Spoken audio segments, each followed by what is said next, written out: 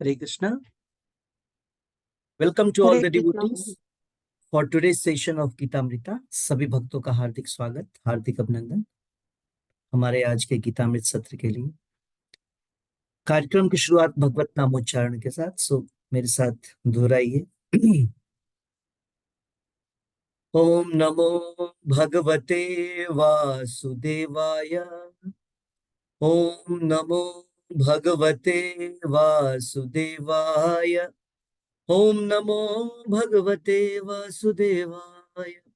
नारायणं नमस्कृत्य नरं चैव नरोत्तमं देवीं सरस्वतीं व्यासं ततो जयमुदीरये।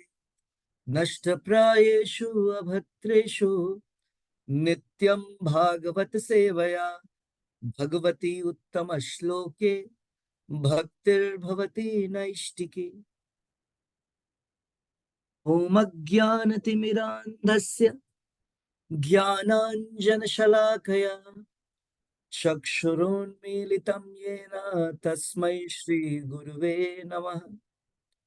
नमः ॐ विष्णुपादाय कृष्णपृष्ठाय भूतले श्रीमते भक्तिवेदान्त स्वामिन्निति नामिने। नमस्ते सारस्वते देवे गौरवाणी प्रचारिणे निर्विशेष शून्यवादी पाश्चात्य देशे तारिणी। जय श्री कृष्ण चैतन्य प्रभु नित्यानंद श्री अद्वैत गदाधर श्रीवासादि गौर भक्त वृंदा। हरे कृष्णा कृष्ण कृष्ण हरे हरे, हरे राम राम राम हरे हरे। रीडिंग फ्रॉम श्रीमद् भागवतम स्कंद 1 अध्याय 8।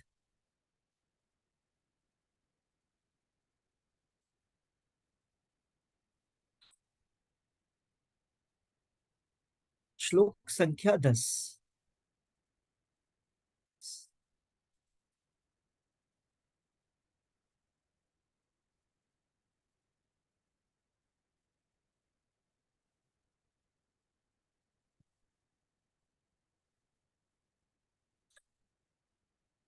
अभी अभिद्रवती अभिद्रवती मामीश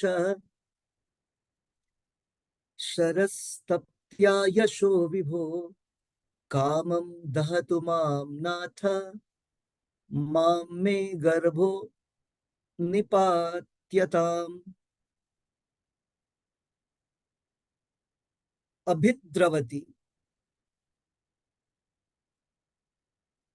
अभिद्रवती मामीश सरस शरस्त शरस्तप्त्या यशो विभो कामं दहतु मां नाथ मामे गर्भो निपात्यता। तो क्या कॉन्टेक्स्ट चल रहा है, क्या चल रही है कहानी? सबों का हार्दिक स्वागत आज के क्लास में। बहुत दिनों बाद मेरा क्लास में आना हो पाया। आप लोग राम कथा का श्रवण कर रहे थे। तो हमारे श्रीमद् भागवतम में क्या चल रहा था, हम लोग देख रहे थे कि उत्तरा जो परीक्षित महाराज की मदर है, अभिमन्यु की वाइफ है, वो भगवान कृष्ण के तरफ दौड़ती हुई आ रही। और यहाँ पर पिछले श्लोक में भी उन्होंने बोला था, पाही पाही महायोगिन देव देव जगतपते नान्यम त्वद अभयम पाशे यत्र मृत्यु परस्परम। उन्होंने बोला था कि मृत्यु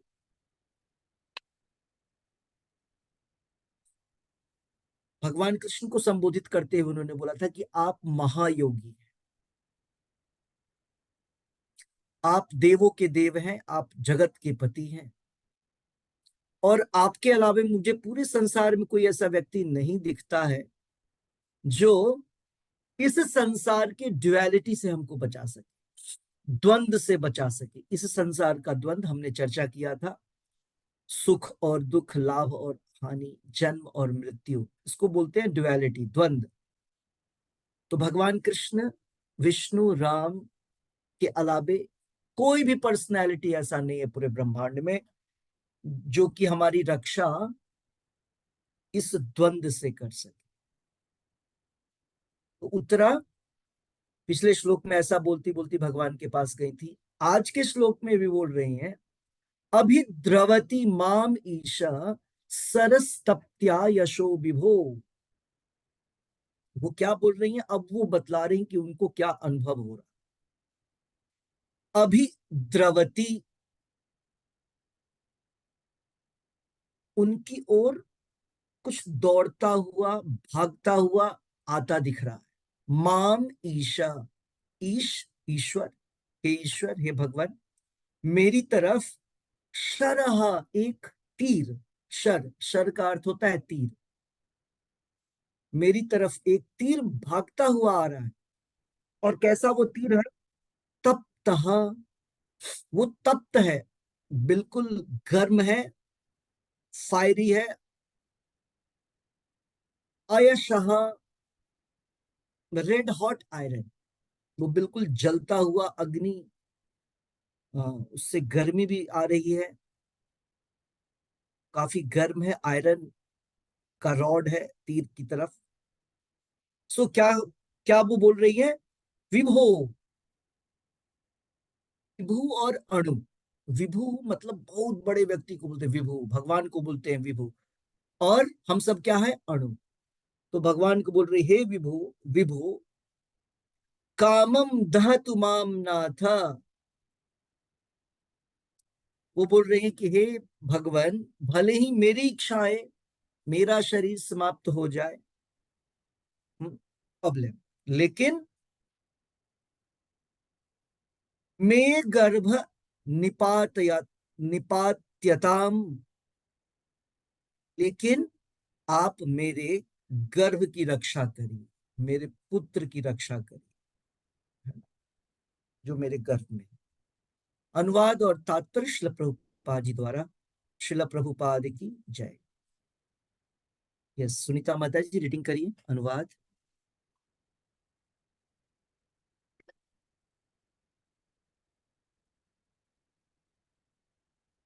अनुवाद तथा तात्पर्य श्रील प्रभुपाद जी द्वारा। हरे कृष्ण प्रभु जी। अनुवाद तथा तात्पर्य श्रील प्रभुपाद जी द्वारा। श्रील प्रभुपाद जी की जय। अनुवाद। हे प्रभु, आप सर्वशक्तिमान हैं।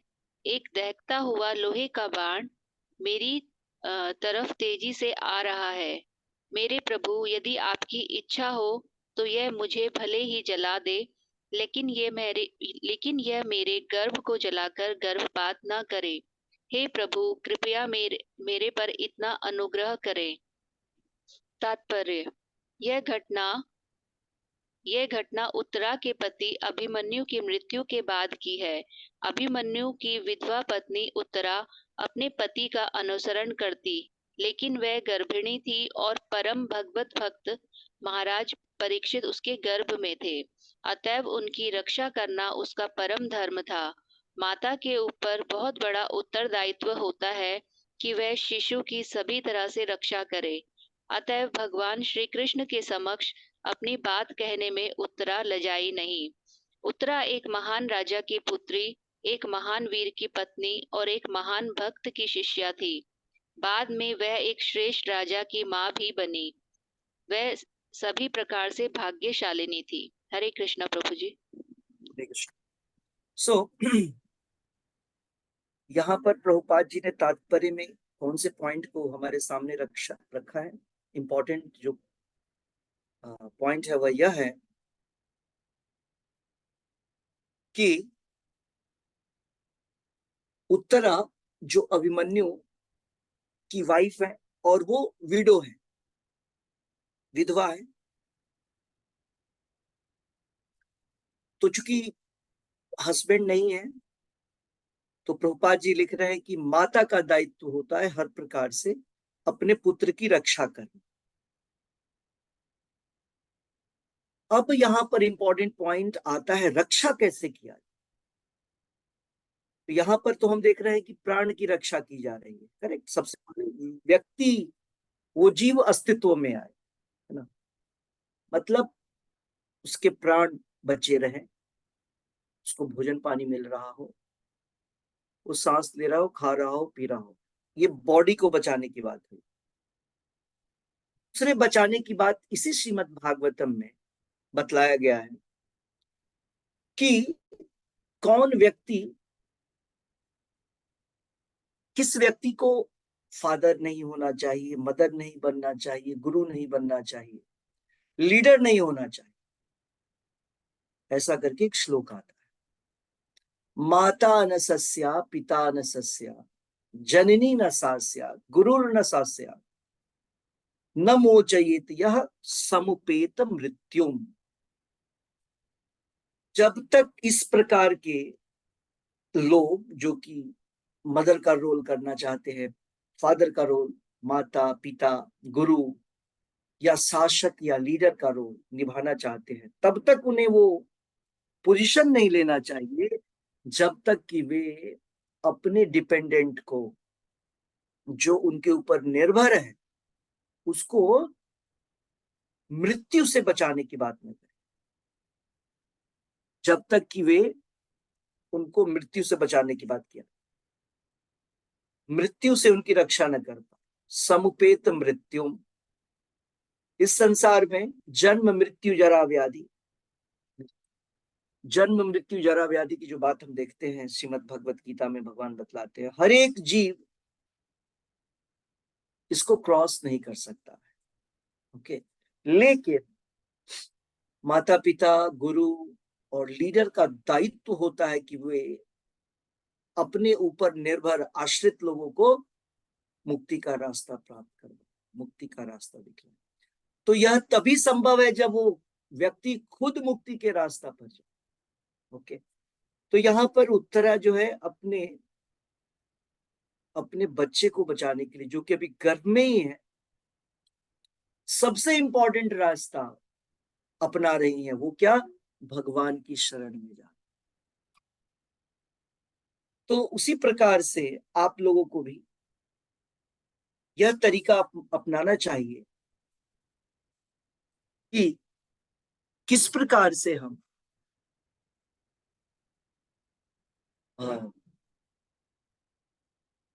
जो आपके ऊपर आश्रित लोग हैं उनको भक्ति का रास्ता दिखला, भगवान की तरफ जाने का रास्ता दिखला है। और प्रभुपाद जी लिख रहे हैं कि जैसे वो एक ग्रेट हीरो अभिमन्यु, जिनकी मृत्यु महाभारत के युद्ध में हो गई थी, और वो केवल और केवल 15 से 16 साल के थे, लेकिन उनका जो युद्ध, उन्होंने जो युद्ध किया वो बहुत बड़े बड़े महारथियों के साथ किया। वो एक ग्रेट पर्सनालिटी थे। वहां पर तो उनके जो वाइफ है उत्तरा, उनके हस्बैंड इस प्रकार से इतने योग्य थे, लेकिन प्रभुपाद जी लिख रहे हैं बाद में वो प्रसिद्ध हुई एक महान शासक की मां के रूप में, परीक्षित महाराज, जो कि पूरे पृथ्वी के राजा थे, पूरे ग्लोब के राजा थे। तो इस श्लोक से हमें क्या मिलता है कि एक मदर को, एक फादर को अपने बच्चे को प्रोटेक्ट करना चाहिए, protection from all bad things. जितने प्रकार की अशुभ चीजें हैं उनसे उनका प्रोटेक्शन करना चाहिए। So will go to the next shloka.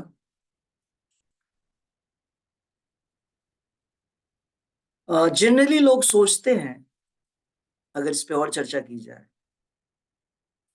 Protection का अर्थ हुआ कि बच्चों को अच्छे स्कूल कॉलेजेस में एडमिशन करवा दिया जाए तो वो वेल प्रोटेक्टेड हो गए।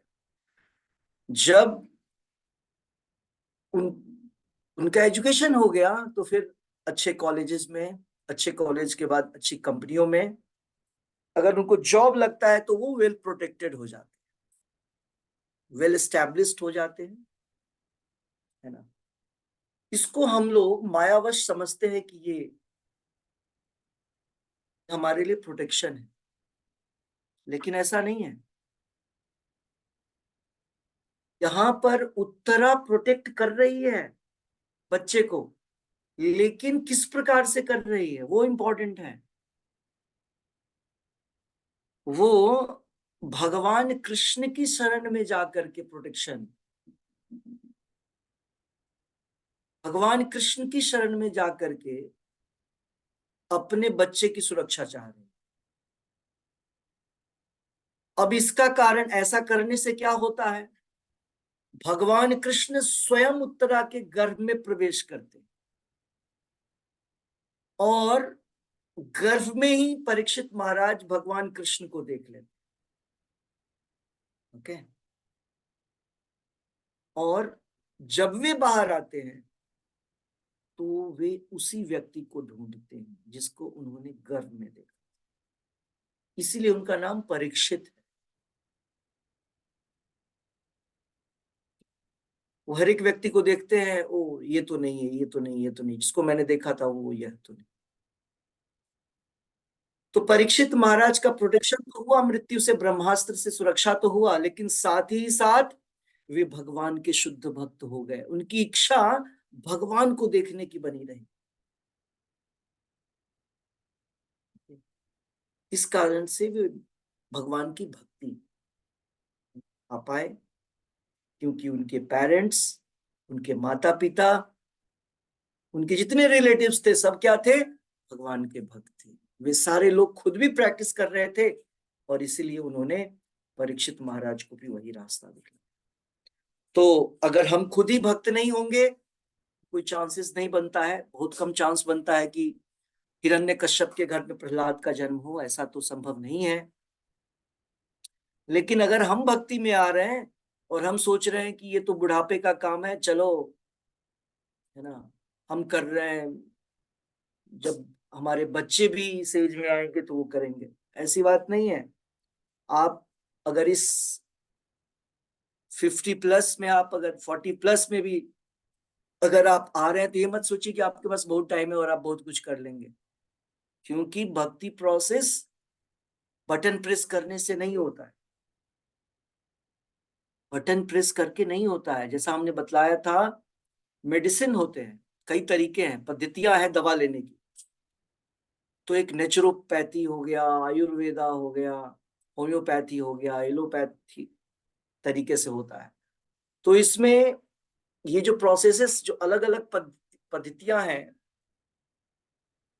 चार के, उसमें कुछ प्रोसेस बहुत टाइम लेता है, क्योंकि वो नेचुरल तरीका है, स्वाभाविक तरीके से ठीक करता है। तो जो हमारी बीमारी है इस संसार में, उसको अगर हम स्वाभाविक तरीके से ठीक करते हैं, दो तरीके हैं, डायरेक्टली भी ठीक किया जा सकता है तुरंत। कैसे? बहुत सारे लोग नशे का प्रयोग करते हैं, बोलते नशा कर लेने से मन दिमाग सब शांत हल्का हो जाता है, वो अननेचुरल तरीका है। लेकिन जब हम भगवान की भक्ति योग का सहारा लें, शुद्ध भक्त की लाए गए तरीके से चलते हैं, तो उसमें समय देना पड़ेगा। धीरे धीरे करके हमारा मार्जन होता है, चेतो दर्पण मार्जनम, हमारे चित्त का, हमारे मन का क्लीनिंग होता है। सबसे बड़ा प्रॉब्लम है कि हम सोचते हैं कि हम जो दिख रहे हैं वो हैं, या आज तक जो हमने देखा अपने विषय में, अपनों के विषय में, हम ये हैं। ये सबसे बड़ा प्रॉब्लम है। इतनी जल्दी तो जाता नहीं है, बहुत मेहनत की आवश्यकता है। ओके। तो इंपॉर्टेंट पॉइंट यह है कि भक्ति योग की शुरुआत शास्त्रों में क्या बतलाया गया, कौन सी उम्र से करना है। ऐसा नहीं बोला गया कि सन्यास के टाइम पे 60 ईयर से भक्ति शुरू करना है, नहीं बोला।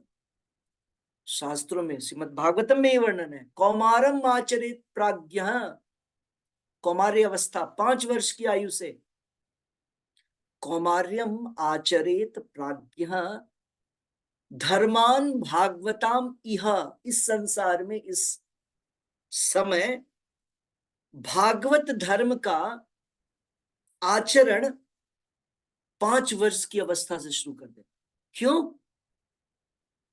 क्योंकि अगर हम कम उम्र से उन चीजों को ढालना शुरू करते हैं, प्रैक्टिस शुरू करते हैं, तो हमें उतनी उतनी मुश्किल का सामना नहीं करना पड़ता है उसको अपनाने के लिए। लेकिन जब हम बाद में करते हैं, बहुत सारी चीजें हमारे दिमाग में बैठ जाती है। अब उसको हटाना है, इसको डालना है, कितना प्रॉब्लम है। हमारी कुछ प्रवृत्तियां, हमारी कुछ बिहेवियर्स पैदा हो जाते हैं, हैबिट्स, उसको चेंज करना है, इसको डालना है। अगर हमने शुरू से उसको डाल दिया तो वो इनबिल्ट, वो हमारा बिल्कुल स्वाभाविक स्वभाव हो जाता है ना। तो वैष्णव फैमिली में यह फायदा हो कि पूरा का पूरा इन्वायरमेंट जो होता है वो नेचुरल तरीके से वैष्णव इन्वायरमेंट होता है, भगवान भक्ति योग का इन्वायरमेंट होता है, ये फायदा होता है। ओके, तो यहां पर परीक्षित महाराज जो अभी उत्तरा के गर्भ में है, उनको, उनका फैमिली ऐसा ही है, सारे लोग भगवान के भक्त हैं और उनका जन्म अभी होने वाला है और उनकी माँ भगवान की शरण में गई है अपने बच्चे की रक्षा के लिए। ओके, तो इंपॉर्टेंट पॉइंट क्या रहा यहाँ पर? हमें भी अपने बच्चों को एजुकेट करने की आवश्यकता है कृष्णा कॉन्शियसनेस में, जिस प्रकार से हो सके थोड़ा थोड़ा कर, है ना। लेकिन उसका प्रभाव ज्यादा तब होगा जब आप करेंगे, क्योंकि लोग बोलने पर नहीं सीखते हैं, लोग देख करके सीखते हैं संसार। हाँ, लोग देखते हैं और उसको फॉलो करने की कोशिश करते हैं, अगर उनको अच्छा लग गया तो। ओके, इसमें सबसे बड़ा जो योगदान है वो भगवान के प्रसाद का है, भगवान के नाम का है। अगर आप खुद भगवान का नाम लेते हैं और प्रसाद बनाते हैं, बच्चों को खिलाते हैं, सबको खिलाते हैं, तो उनके अंदर ये जो ट्रांसफॉर्मेशन है वो बहुत फास्ट होता है। यस, नेक्स्ट श्लोक, श्लोक संख्या 11। अब यह घटना हो गया, उत्तरा गई भगवान के सामने, फिर से सूत गोस्वामी जो कि कहानी बतला रहे हैं, स्टोरी, फिर से अब वो बोल रहे हैं। सूत उवाच उपधार्य वचस्तस्या भगवान भक्तवत्सलः अपांडवम् इदं कर्तुं द्रौणेरस्त्रम् अबुधायत अबुध्यत। सूत गोस्वामी ने क्या बोला कि भगवान ने जब उत्तरा की बातों को सुना तो वो कैसे रिएक्ट करते हैं उसके विषय में बतलाया जा रहा है। अनुवाद और तात्पर्य श्रील प्रभुपाद जी के द्वारा। श्रील प्रभुपाद की जय। यस, रानी माता जी रीडिंग करिए। हरे कृष्णा प्रभु जी। श्रील सूत गोस्वामी ने कहा, उसके वचनों को धीरज के साथ सुनकर अपने भक्तों के प्रति सदैव अत्यंत वत्सल रहने वाले भगवान श्री कृष्ण तुरंत समझ गए कि द्रोणाचार्य के पुत्र अश्वत्थामा ने पांडव वंश के अंतिम वंशज को समाप्त करने के लिए ही ब्रह्मास्त्र छोड़ा है। तात्पर्य, श्री भगवान सभी प्रकार से निष्पक्ष हैं, तो भी वे अपने भक्तों का पक्ष लेते हैं, क्योंकि प्रत्येक व्यक्ति के कल्याण के लिए इसकी नितांत आवश्यकता है। पांडव कुल भक्तों का परिवार था, अतएव श्री भगवान चाहते थे कि वे विश्व के ऊपर शासन चलाएं। यही कारण था कि दुर्योधन दल के शासन को समाप्त करके उन्होंने महाराज युधिष्ठिर का शासन स्थापित किया। इसीलिए वे गर्भ में स्थित महाराज परीक्षित की रक्षा करना चाह रहे थे। वे नहीं चाहते थे कि संसार पांडव कुल से विहीन हो जाए, जो भक्तों का आदर्श कुल था। हरे कृष्ण। हरे कृष्ण प्रभु जी। तो यहां पर सुत गोस्वामी क्या बतला रहे हैं? सुत गोस्वामी फिर स्टोरी के बैक में जा रहे हैं कि उत्तरा ने जब ऐसा बोला तो भगवान कृष्ण, उनको पता चल गया कि जो संकट उत्तरा के ऊपर आया वो किसने किया है, किसके द्वारा ये संकट प्रदान किया गया है। तो उनको पता चला अश्वत्थामा ने ब्रह्मास्त्र की डायरेक्शन को चेंज कर दिया। वही ब्रह्मास्त्र उधर जो सुने थे, उस ब्रह्मास्त्र को उत्तरा की तरफ, और वो चाह रहा है कि पांडवों की फैमिली समाप्त हो। लेकिन ये जो अश्वत्थामा का डिजायर है, अश्वत्थामा की जो मनसा है, इच्छा है, वो भगवान की इच्छा के विपरीत है। और इस संसार में कोई भी चीज घटित नहीं होता है जब तक भगवान उसकी स्वीकृति प्रदान नहीं करते। तो भगवान की इच्छा क्या थी कि इस पूरे संसार में भगवान के शुद्ध भक्त शासन करें। ऐसा क्यों? भगवान चाह रहे थे कि उनके व्यक्ति शासन करें? नहीं, जैसा कि हमने भगवत गीता में भी देखा है कि भगवान के ही पुत्र सुर और असुर हैं। भगवान बोलते हैं भगवत गीता में, अहम आदिर ही देवानाम, मैं देवताओं का आदि हूं, मतलब सारे देवता मुझसे उत्पन्न हुए। फिर 16वें अध्याय में बतलाते हैं, या 9वें अध्याय में भी बतलाते हैं, अहम सर्वस्य प्रभवा, मुझसे सब कुछ उत्पन्न होता, सब कुछ, राक्षस, असुर, देवता, मनुष्य, चांद, तारे, पेड़ पौधे, सब कुछ भगवान से उत्पन्न होता और उन पर निर्भर करता। तो भगवान जब यहां बोल रहे हैं कि पांडवों का शासन उनको अत्यंत प्रिय है और वे चाहते हैं कि भगवान के भक्त शासन करें, इसका अर्थ क्या होता है? क्योंकि भगवान को पता है कि शासन करने के लिए योग्य व्यक्ति की आवश्यकता है। जैसे किसी देश राज्य को चलाने के लिए एक सुयोग्य शासक की आवश्यकता है। करेक्ट? हम लोग देखते हैं अभी के समय में कैसे शासन की जो व्यवस्था हो, जो हमारे लीडर्स होते हैं वे खुद इलिटरेट होते हैं, हाँ, और वे दूसरों के ऊपर शासन करते हैं। तो वो क्या शासन करें? वो किस प्रकार से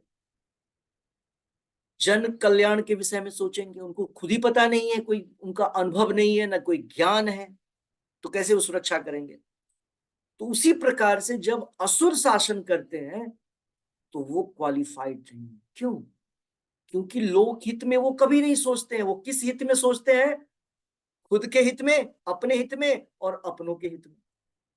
तो यही कारण है ना, आप देखते हैं गवर्नमेंट्स वगैरह को भी, जो आज की सरकारें होती हैं, उनकी सरकारें क्या होती हैं? खुद के विषय में सोचना, और खुद नहीं तो अपने फैमिली के विषय में सोचना। आप देख रहे होंगे करंट न्यूज वगैरह में आजकल, हाँ, कितने सीएम जो है पकड़े जा रहे हैं, जेल जा रहे हैं। अब वो जा रहे हैं तो बोले चलो अब मेरे घर से कोई सीएम बन जाए, मिनिस्टर बन जाए, प्रथा चलती रहे। तो यहां पर जो शासक है हमारा, वो कैसा है?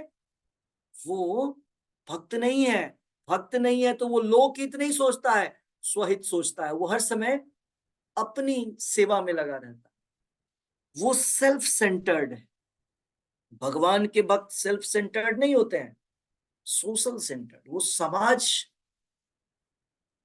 की प्रगति के विषय में सोचते हैं। लेकिन कलयुग में जो शासक हैं वे केवल खुद के खुशी और खुद के कल्याण के विषय में सोचते हैं। तो भगवान इसी कारण से बोल रहे हैं कि पांडव जो है वो योग्य शासक हैं और पांडव ही शासन करे। और इसीलिए उन्होंने महाराज युधिष्ठिर को शासन पे बैठाया। ये जो महाभारत का युद्ध हुआ, क्यों भगवान ने सैंक्शन किया? वर्णन है कि दुर्योधन भी बड़े अच्छे ढंग से शासन कर रहा था। दुर्योधन शासन कर रहा था मीन्स, जब पांडव वनवास अज्ञातवास में गए तो उस समय सारा का सारा शासन जो है, धृतराष्ट्र तो बस नाम का बैठा था, चलाता कौन था पूरे राज्य को, हस्तिनापुर को? दुर्योधन चला रहा, लेकिन बोला गया अच्छे ढंग से चला रहा था, कोई प्रॉब्लम नहीं था। लेकिन दिक्कत क्या है ऐसे व्यक्तियों में, वे लोग स्टेबल माइंड के नहीं होते, उनका उनका जो मस्तिष्क है ना, उनका जो माइंड है वो स्टेबल नहीं होता है, स्टेबिलिटी नहीं होती है असुरों में। जब तक सब कुछ ठीक है तब तक तो वो ठीक है, जन कल्याण भी चलेगा साथ साथ थोड़ा बहुत, लेकिन जैसे ही खुद के ऊपर, खुद की सेंस ग्रेटिफिकेशन में कुछ कटौती दिखता है, खुद के लाभ में कोई हानि नजर आता है, तो तुरंत वो भूल जाता है और फिर से वो आसुरी प्रवृत्ति में आ जाता है, जैसा कि दुर्योधन ने शो किया। ओके, तो इसीलिए भगवान परीक्षित महाराज को प्रोटेक्ट करेंगे। यहां प्रभुपाद जी लिख रहे हैं, भगवान उत्तरा के गर्भ में प्रवेश करेंगे और हाथ में गदा लेकर के, भगवान के हाथ में गदा है, कौमुदकी गदा, कौमुदकी। भगवान विष्णु के हाथ में भी वही है जो भगवान कृष्ण, दोनों चूंकि सेम पर्सन है। तो गदा लेकर के वो उत्तरा के गर्भ में चारों तरफ घूमते रहते हैं, गदा ऐसे ऐसे घुमाते रहते हैं और ब्रह्मास्त्र को निरस्त, ब्रह्मास्त्र को निगेट करते हैं, डीएक्टिवेट करते हैं उसके प्रभाव को। उसमें बहुत सारा तेज था, गर्मी था, जिससे वो जल जाते परीक्षित महाराज, लेकिन भगवान ने ब्रह्मास्त्र को डीएक्टिवेट कर दिया। ब्रह्मास्त्र का काम, ब्रह्मास्त्र अपना कोई प्रभाव नहीं करता। ओके, तो भगवान कृष्ण क्या चाहते हैं? भगवान कृष्ण सदैव चाहते हैं कि जन कल्याण हो, लोक कल्याण। भगवान कभी पक्षपात नहीं करते हैं कि वे अपने भक्तों को बैठाना चाहते हैं गद्दी पर और उनकी उनकी जो है परंपरा, उनके जो वंशज हैं उससे वो शासन करें, ऐसा नहीं था। वे तभी तक शासन करें जब तक कि वे भक्त हैं, योग्य हैं। अगर वो अयोग्य हैं तो कोई भी दूसरा योग्य व्यक्ति उस जगह पर आ सकता है। ओके, तो यहां पर हमने देखा कि भगवान कृष्ण इच्छा रख रहे हैं कि वो प्रोटेक्शन करें। श्लोक संख्या 12।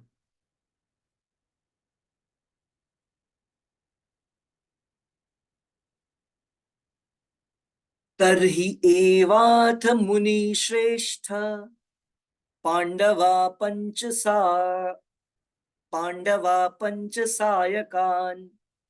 आत्मनोभिमुखान दीप्तान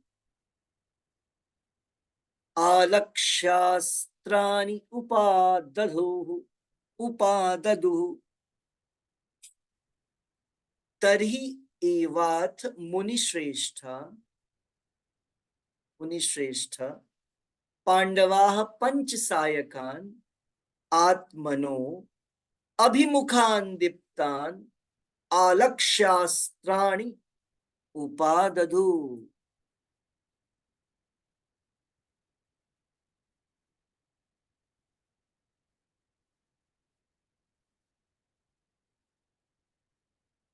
ओके, अब यहां पर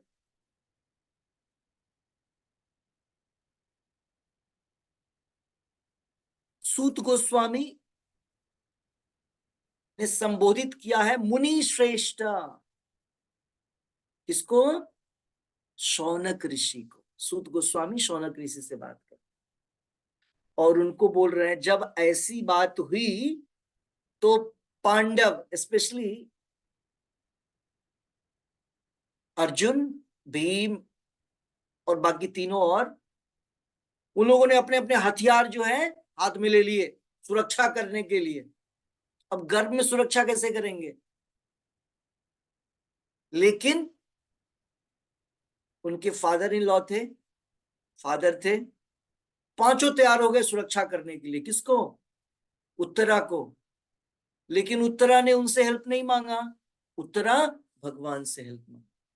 ओके, ये कौन किसको बता रहा है? सुत गोस्वामी शौनक ऋषि को बोल। सो अनुवाद और तात्पर्य श्रील प्रभुपाद जी द्वारा। श्रील प्रभुपाद की जय। हर्षिता माता जी रीडिंग करेगी। हरे कृष्णा प्रभु जी। अनुवाद।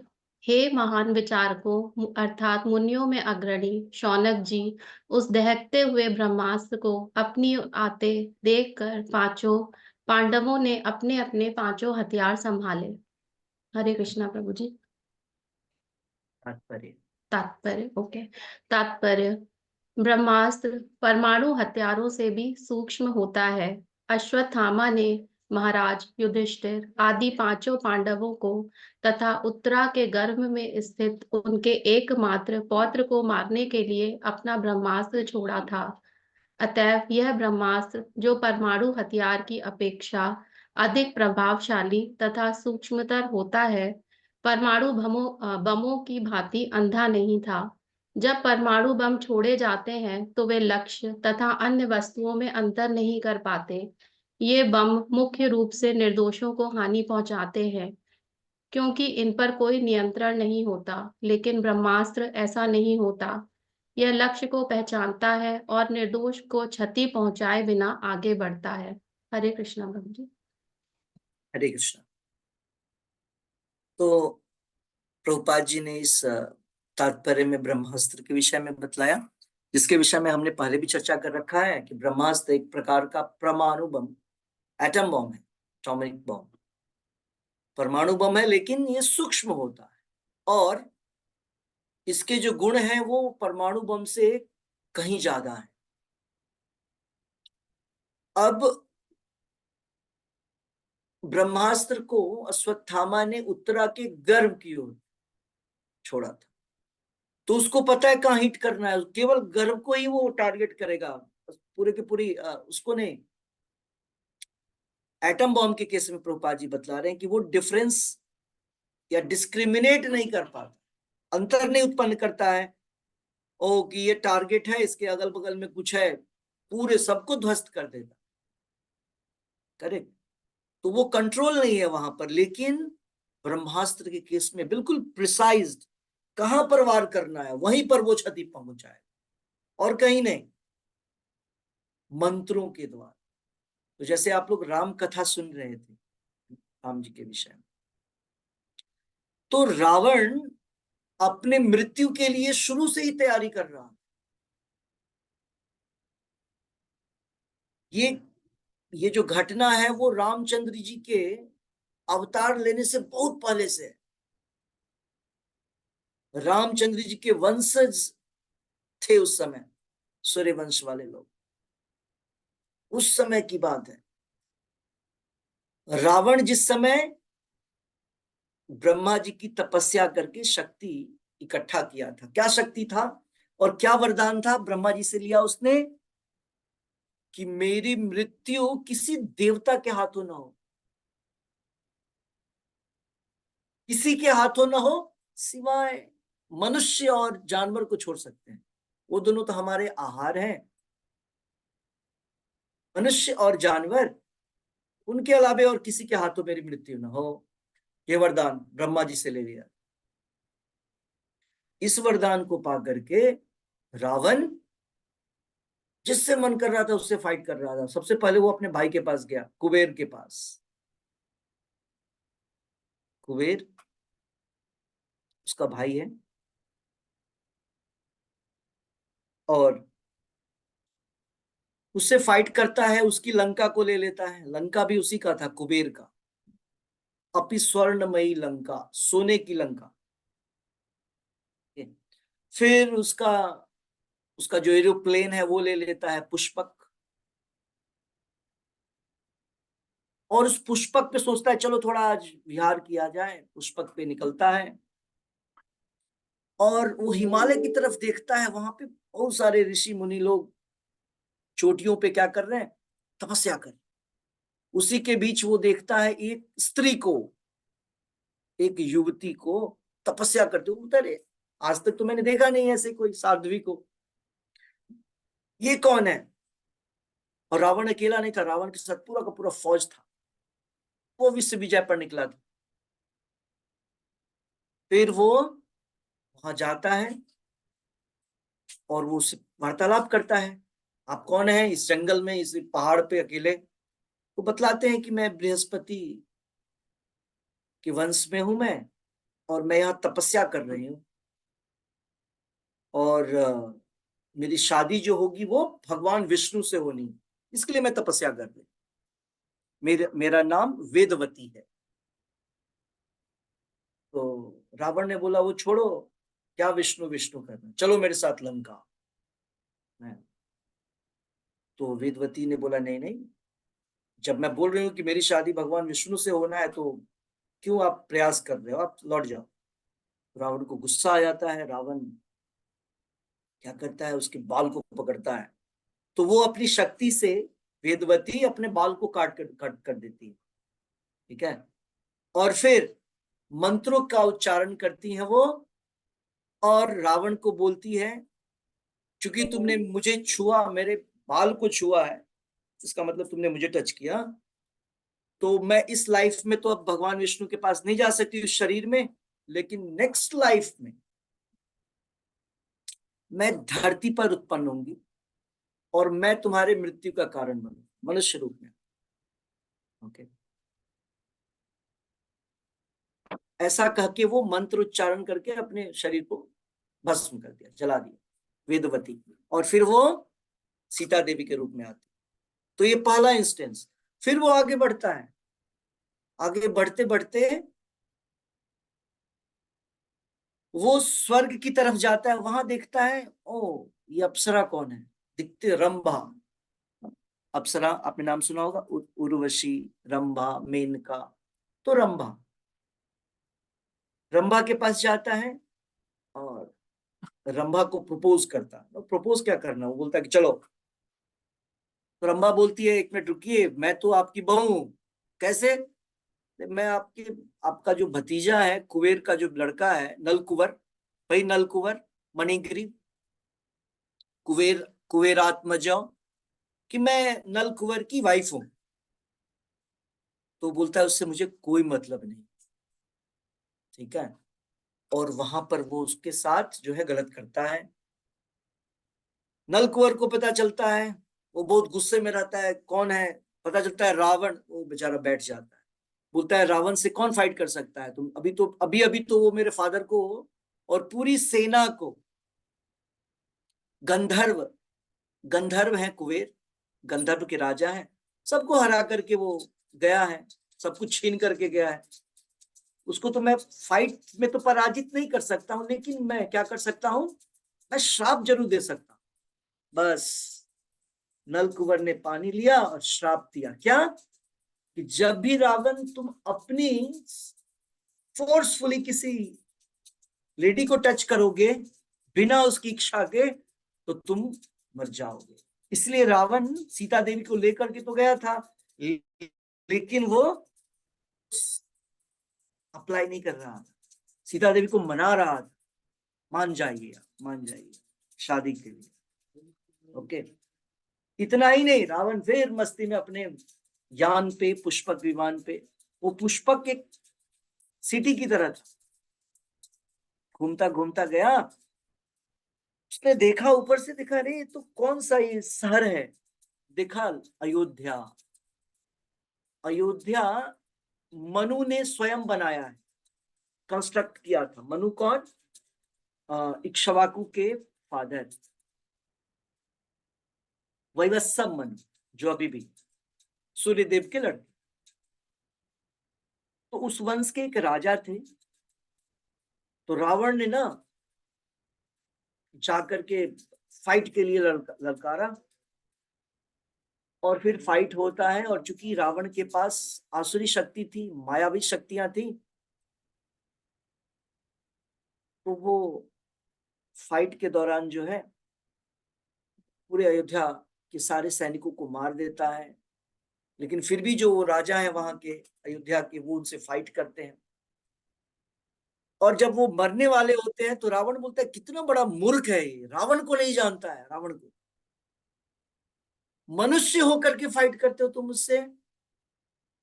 तब वो राजा भी रावण को श्राप देते हैं कि तुम बोल रहे हो मनुष्य होकर के, मैं तुमको श्राप देता हूं, मेरे ही वंश का कोई मनुष्य राजा तुमको, तुम्हारे पूरे वंश को समाप्त करे। वहां भी रावण बड़ा खुश था, वहां से निकला ओ मैंने अधिकार कर लिया कैलाश की तरफ। तो कैलाश पर उसे बड़ा ही अजीबोगरीब एक क्रिएचर दिखता है।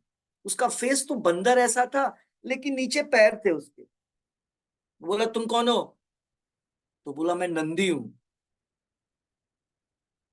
एग्जैक्टली नंदी नहीं, भगवान मतलब शिव जी का कोई पार्षद था।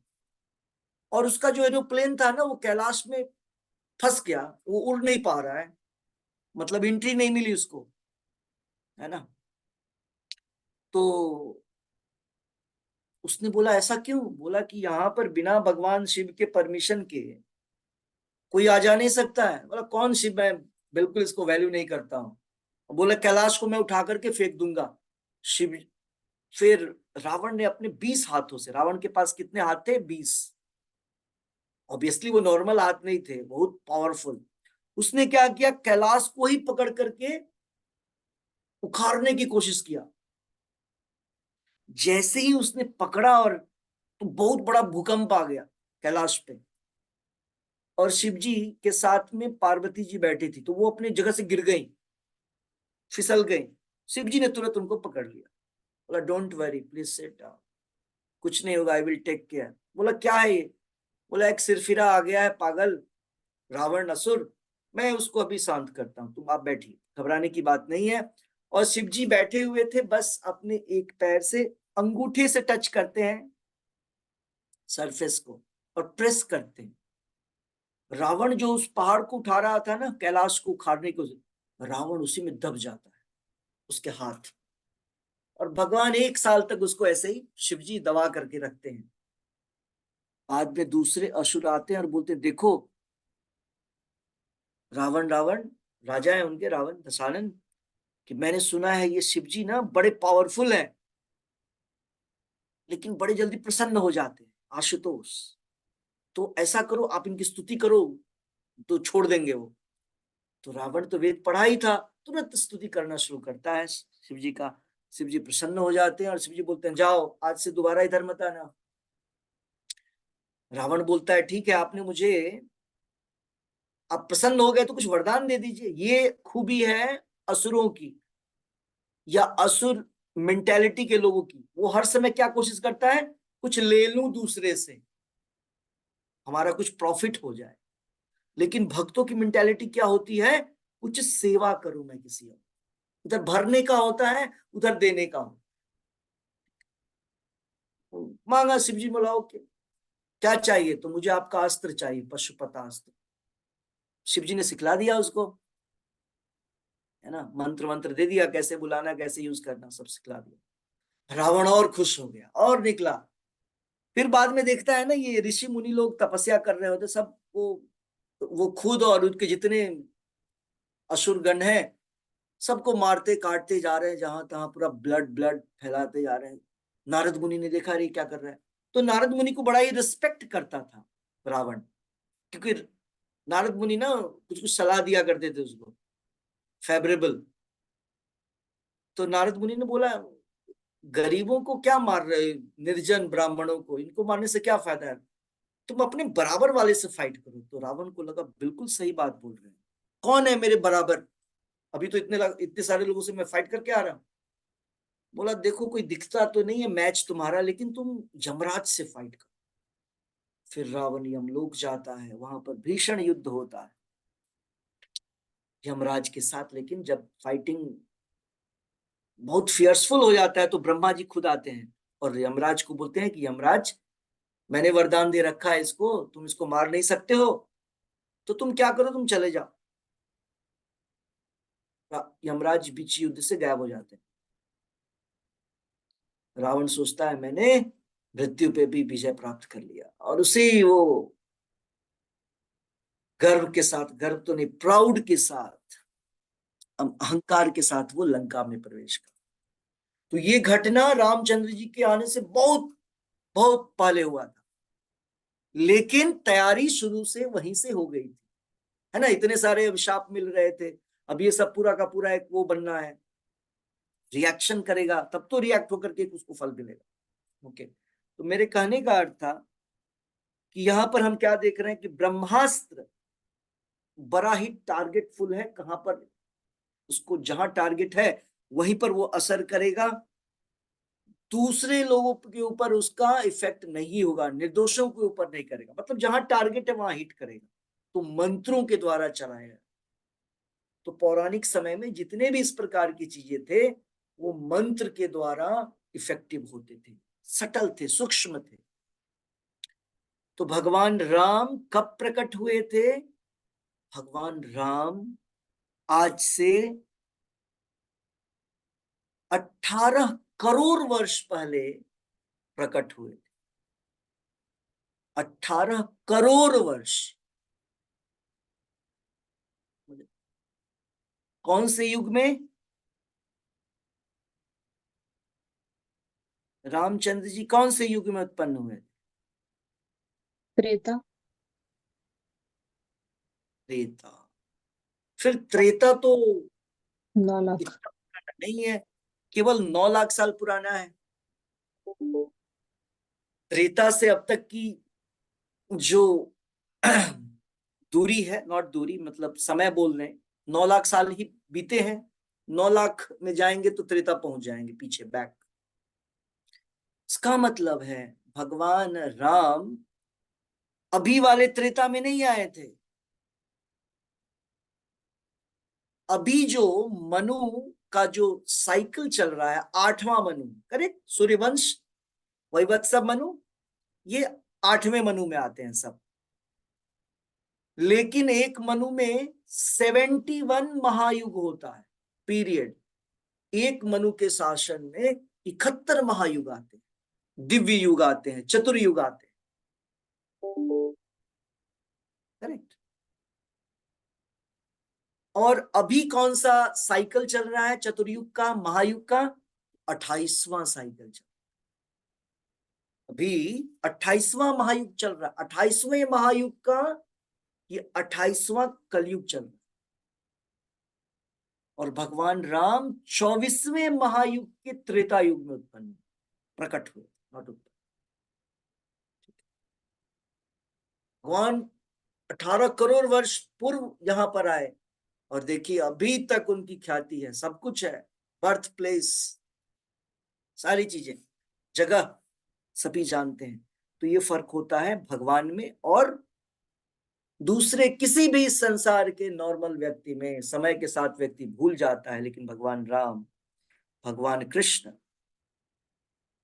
इस प्रकार से उनकी ख्याति बिल्कुल नश्वर है। तो यहां पर श्रीमद् भागवतम में हम देखें कि सूत गोस्वामी यहां पर शौनक ऋषि को बतला रहे हैं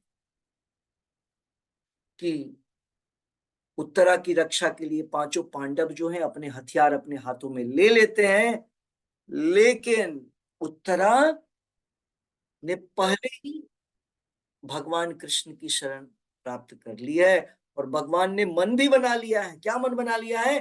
कि मुझे सुरक्षा प्रदान करना है उत्तरा के गर्भ को। क्यों? क्योंकि उनको पता है वहां महाभागवत का जन्म होने वाला है। ओके। और भगवान हर समय चाहते हैं कि भगवान के शुद्ध भक्त जो है वो इस संसार का संचालन करें। और ऐसा करने से क्या फायदा होगा? ऐसा करने से यह फायदा होगा कि संसार में जो है, संसार की जो व्यवस्थाएं हैं वो सुयोग्य तरीके से, अच्छे तरीके से हो। ओके। हर एक व्यक्ति को एम्प्लॉयमेंट मिलेगा, हर एक व्यक्ति को गुणों के आधार पर कर्म मिलेगा। और अगर हमारा शासक ही अनएजुकेटेड हो, अयोग्य हो, तब तो पता नहीं किसको क्या मिल जाएगा। यही कारण था कि शास्त्रों में वर्णन है कि शास्त्र पढ़ने का अधिकारी कौन है? ब्राह्मण। वैसे क्षत्रिय भी है, दोनों, क्षत्रिय और ब्राह्मण। तपस्या का अधिकार शूद्रों को नहीं है। क्यों? राक्षसों को नहीं होना चाहिए। क्यों? क्योंकि जैसे ही तपस्या करेंगे, शक्ति आएगी तो उसका वो मिसयूज कर देंगे। हायर एजुकेशन बोलते हैं, एजुकेशन। अगर कोई कल्चर्ड नहीं है और उसको कहीं से कुछ ना कुछ ज्ञान नॉलेज मिल जाए तो वो क्या करेगा? वो आतंकवादी, टेररिस्ट। वो लोग भी एजुकेटेड होते हैं, कहीं ना कहीं से कुछ कुछ प्राप्त कर लेते हैं फॉर्मूला, राक्षसों की तरह, और उसका दुरुपयोग करते हैं।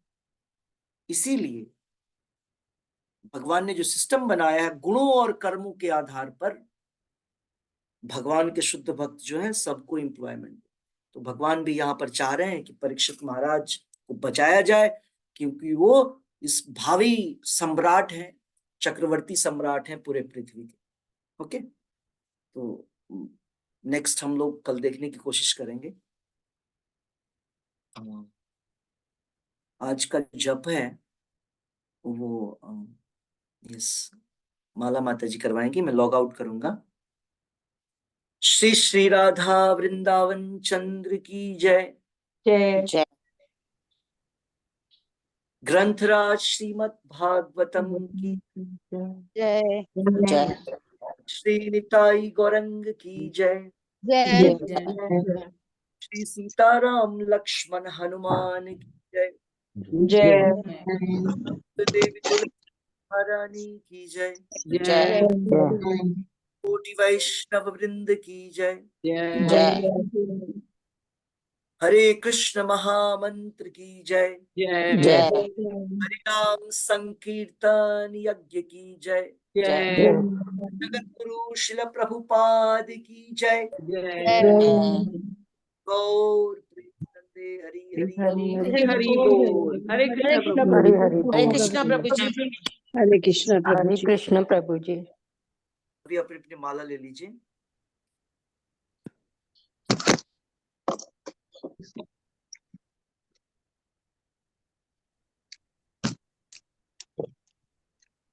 नमो विष्णुपादाय कृष्णप्रेष्ठाय भूतले श्रीमते भक्ति वेदांत स्वामी इति नामिने। नमस्ते सारस्वते देवे गौरवाणी प्रचारिणे निर्विशेष शून्यवादी पाश्चात्य देशे तारिणे। जय श्री कृष्ण चैतन्य प्रभु नित्यानंदा श्री अद्वैत गदाधर श्रीवासादि गौर भक्त वृंद। हरे कृष्ण कृष्ण कृष्ण हरे हरे, हरे राम राम राम हरे हरे। हरे कृष्ण कृष्ण कृष्ण हरे हरे, हरे राम राम हरे हरे। हरे कृष्ण कृष्ण कृष्ण हरे हरे, हरे राम राम हरे हरे।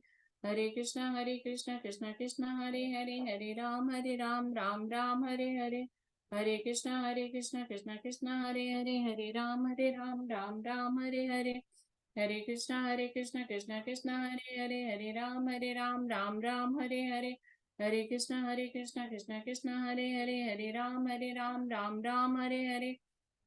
हरे कृष्ण कृष्ण कृष्ण हरे हरे, हरे राम राम हरे हरे। हरे कृष्ण कृष्ण कृष्ण हरे हरे, हरे राम राम हरे हरे। हरे कृष्ण कृष्ण कृष्ण हरे हरे, हरे राम राम हरे हरे। हरे कृष्ण कृष्ण कृष्ण हरे हरे, हरे राम राम हरे हरे। हरे कृष्ण कृष्ण कृष्ण हरे हरे, हरे राम राम हरे हरे। हरे कृष्ण कृष्ण कृष्ण हरे हरे, हरे राम राम हरे हरे। हरे कृष्ण कृष्ण कृष्ण हरे हरे, हरे राम राम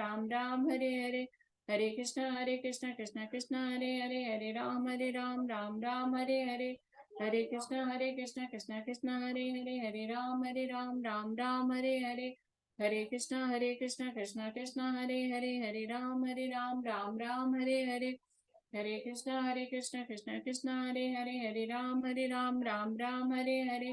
हरे कृष्ण कृष्ण कृष्ण हरे हरे, हरे राम राम हरे हरे। हरे कृष्ण कृष्ण कृष्ण हरे हरे, हरे राम राम हरे हरे। हरे कृष्ण कृष्ण कृष्ण हरे हरे, हरे राम राम हरे हरे। हरे कृष्ण कृष्ण कृष्ण हरे हरे, हरे राम राम हरे हरे। हरे कृष्ण कृष्ण कृष्ण हरे हरे, हरे राम राम हरे हरे। हरे कृष्ण कृष्ण कृष्ण हरे हरे, हरे राम राम हरे हरे। हरे कृष्ण कृष्ण कृष्ण हरे हरे, हरे राम राम हरे हरे। हरे कृष्ण कृष्ण कृष्ण हरे हरे, हरे राम राम हरे हरे। हरे कृष्ण कृष्ण कृष्ण हरे हरे, हरे राम राम हरे हरे। हरे कृष्ण कृष्ण कृष्ण हरे हरे, हरे राम राम राम हरे हरे, हरे कृष्ण कृष्ण कृष्ण हरे हरे, हरे राम राम हरे हरे, हरे कृष्ण कृष्ण कृष्ण हरे हरे, हरे राम राम हरे हरे, हरे कृष्ण कृष्ण कृष्ण हरे हरे, हरे राम राम हरे हरे, हरे कृष्ण कृष्ण कृष्ण हरे हरे, हरे राम राम हरे हरे, हरे कृष्ण कृष्ण कृष्ण हरे हरे, हरे राम राम हरे हरे, हरे कृष्ण कृष्ण कृष्ण हरे हरे, हरे राम राम हरे हरे, हरे कृष्ण कृष्ण कृष्ण हरे हरे, हरे राम राम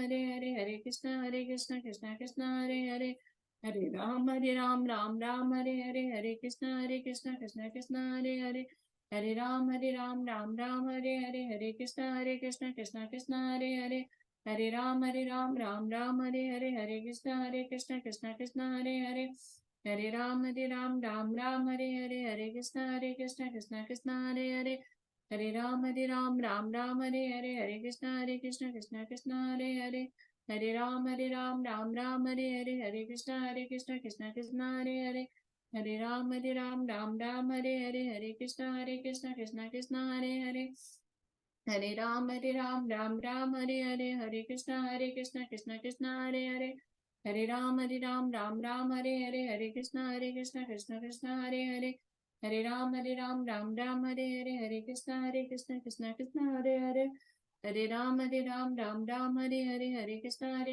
कृष्ण हरे हरे, हरे राम राम हरे हरे, हरे कृष्ण कृष्ण कृष्ण हरे हरे, हरे राम राम हरे हरे, हरे कृष्ण कृष्ण कृष्ण हरे हरे, हरे राम राम हरे हरे, हरे कृष्ण कृष्ण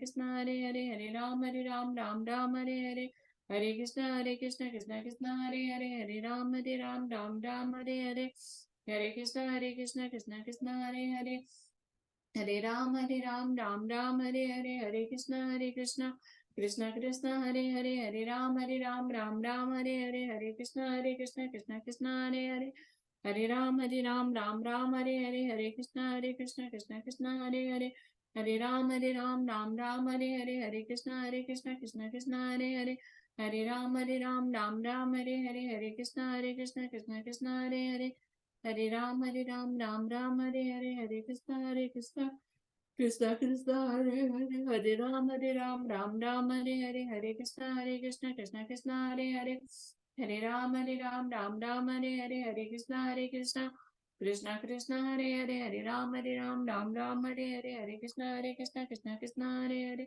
हरे राम राम हरे हरे, हरे कृष्ण कृष्ण हरे हरे, हरे राम राम हरे हरे, हरे कृष्ण कृष्ण हरे हरे, हरे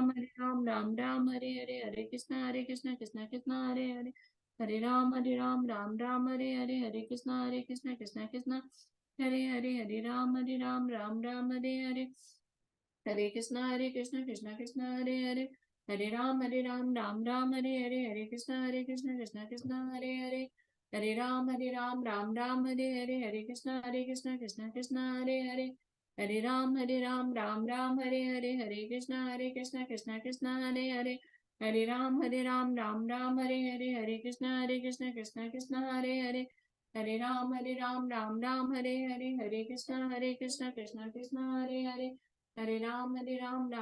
हरे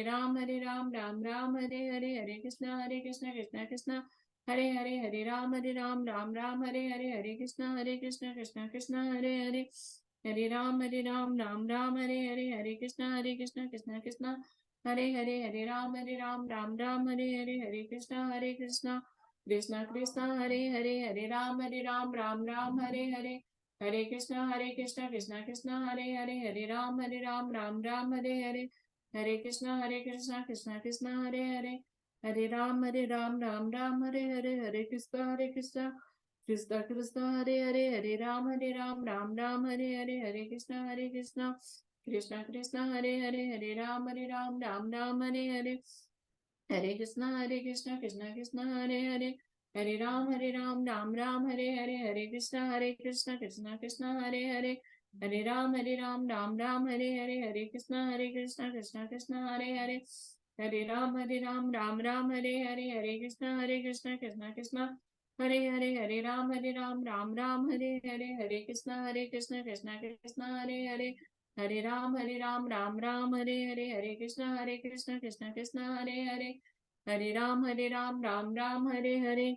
जय श्री कृष्ण चैतन्य प्रभु नित्यानंदा, श्री अद्वैत गदाधर श्रीवासादि गौर भक्त वृंद। हरे कृष्णा। हरे कृष्णा माता जी, हरे कृष्णा सबको। हरे कृष्ण माता जी। हरे कृष्ण।